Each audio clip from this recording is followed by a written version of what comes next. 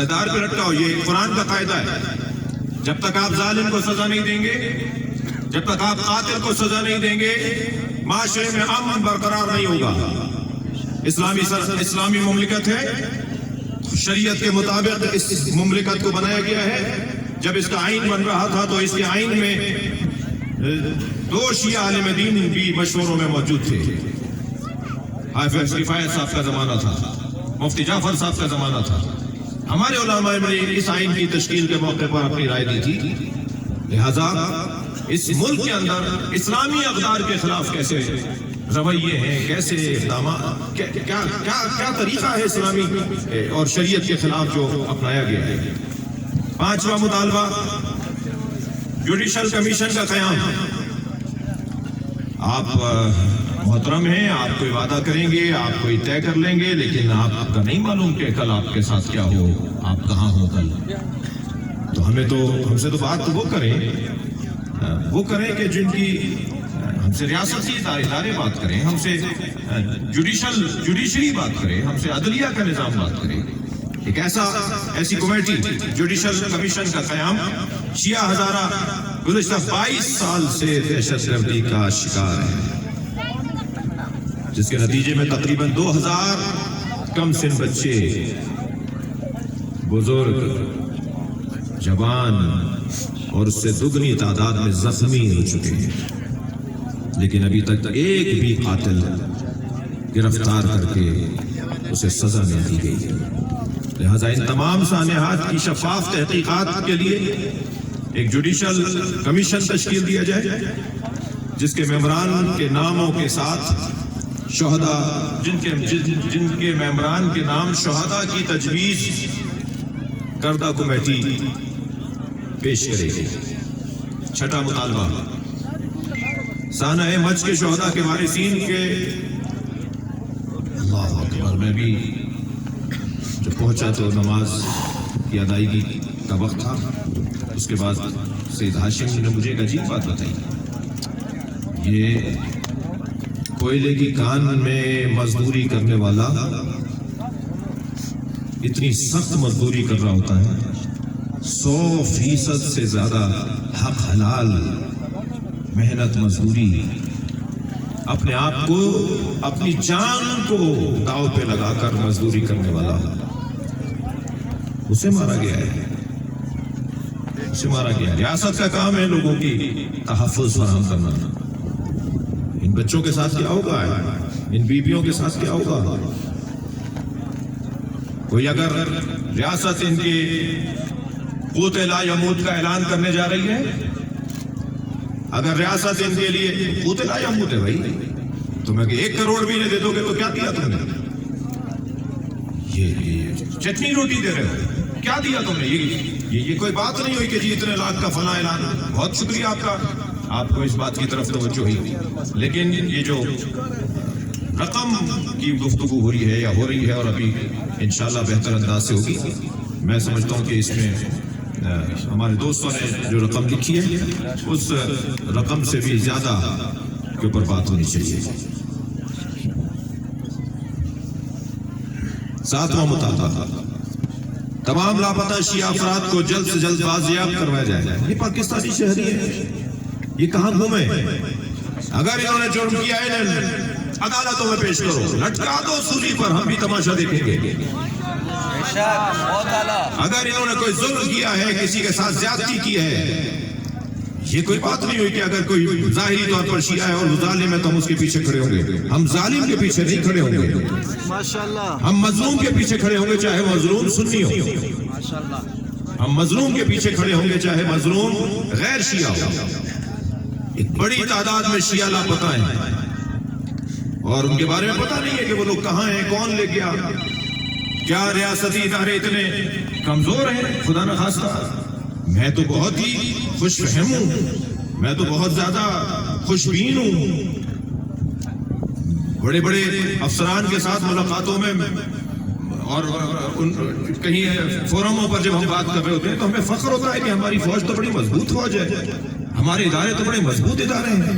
وہ مضبوط ادارے ثابت کریں نا کہ وہ مضبوط ادارے ہیں، اور وہ ثابت جب کریں گے کہ جب وہ لاپتہ افراد وہ مسنگ پرسنز، وہ جو آج تک ان کی مائیں دروازوں پر آنکھیں بچھا کر آنکھیں رکھ کر گھر میں رہ رہی ہیں.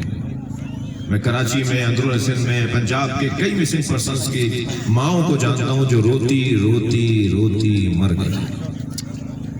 ان کے بچے نہیں آئے، ان کی بیویاں شرعی تعلیقی کیفیت میں معلق ہے. کیا ذمہ داری ہے ان کی؟ پتہ ہی نہیں ہے کہ زندہ بھی ہے مردہ ہے. ان کے بچے اپنے باپ کا رستہ تک رہے. تمام لاپتہ اشیاء افراد کو جلد سے جلد بازیاب کیا جائے. اور ہم نے کہہ دیا کہ اگر ان سے کوئی ظلم یا ان سے کوئی جرم ہوا ہے تو انہیں عدالتوں میں لاؤ، انہیں پیش کرو، انہیں سزا دو جو پاکستان کی آئین اور عدالت کہتی ہے. 8واں مطالبہ، بلال نورزئی کے قاتلوں کو قرار واقعی سزا دی جائے اور بے گناہوں کو جلد سے جلد رہا کیا جائے. 9واں مطالبہ، کوئٹہ، کراچی اور دیگر روٹس سمیت تمام مسافروں اور کول مائنز، یہ جو کوئلے کی کانوں میں کام کرنے والے مزدور ہیں، انہیں تحفظ فراہم کیا جائے. 10واں مطالبہ، ہزارہ قوم کی شناختی کارڈ خواہ بلا وجہ ان کے شناختی کارڈوں کو روک لیا جائے. جی، شناختی کارڈ بلاک کر دیے جاتے ہیں. وہ شناختی کارڈ کے مسئلے میں الجھ کر معلوم ہے پاسپورٹ کے مسائل شروع ہو گئے، پھر وہ ووٹ ڈالنے کے مسائل شروع ہو گئے، پھر وہ اور جو اداروں میں پاس شناختی کارڈ کی ضرورت پیش آتی ہے اس کے مسائل شروع ہو گئے. کیوں زیادتی کر رہے ہو؟ میری اپنی تحقیق کے مطابق اور میری اپنی معلومات کے مطابق پاکستان میں چند ہی برادریاں ہوں گی جنہوں نے پاکستان کی اتنی خدمت کی ہے جتنا ہزارہ برادری نے کی.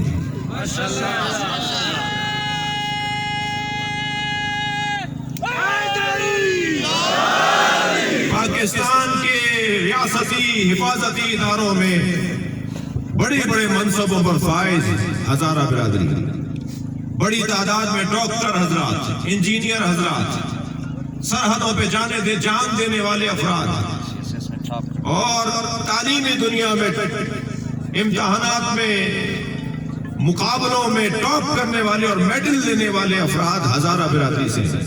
یہ پاکستان کا ٹیلنٹ ہے، یہ پاکستان کی قابلیت اور صلاحیت ہے.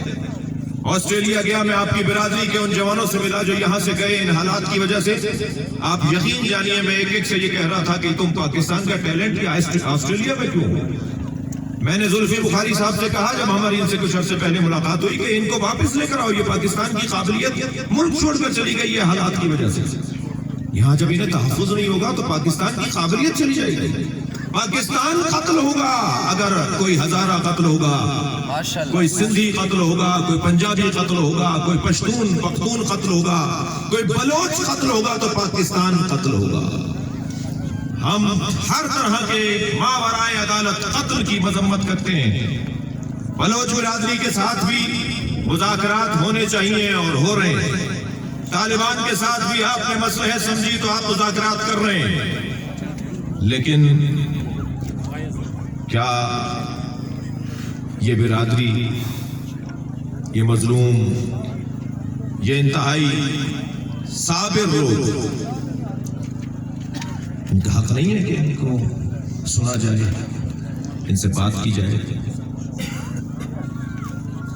ابھی مذاکرات کا عمل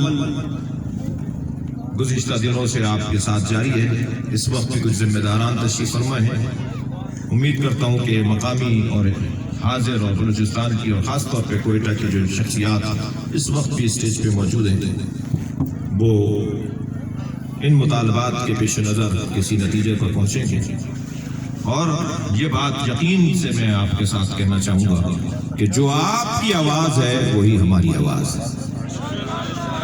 ہم آپ کی آواز پر اور آپ کے مطالبات پر کھڑے ہیں اور توقع کرتے ہیں کہ آج رات تک کسی نتیجے تک ہم پہنچیں. اگر آج رات تک ہم کسی نتیجے پر نہیں پہنچے تو ہمیں پاکستان جام کرنا آتا ہے. لبیک یا حسین،